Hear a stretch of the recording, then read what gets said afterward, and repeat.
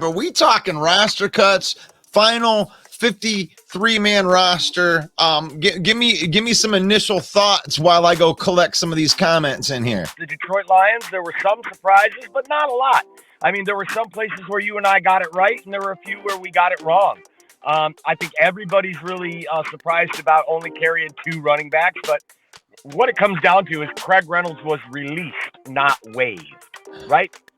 Right. So he doesn't have to go out and sign with anyone. It's very possible, like you said in our private conversation, that Brad Holmes very well could have told Craig, look, Craig, we're going to release you, okay?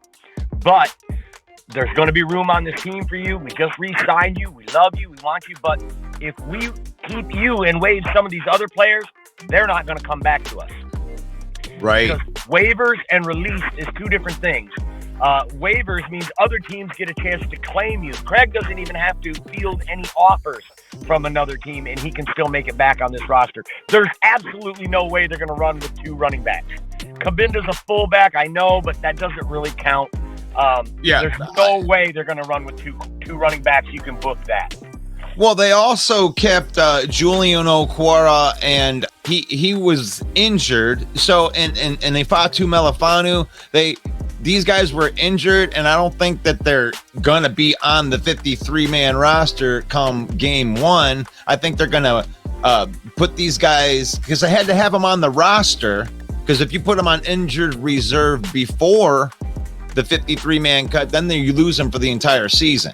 So them putting them on the initial roster, and then they're going to be able to waive them with the injury, and then they may only lose them for 4 to 6 weeks in that way. So I think that's why they did that. And they were like, hey, Craig, you know what? This is what we're going to do. We're going to waive these guys for injury. And I do believe that they will re-sign Craig Reynolds within the next couple days.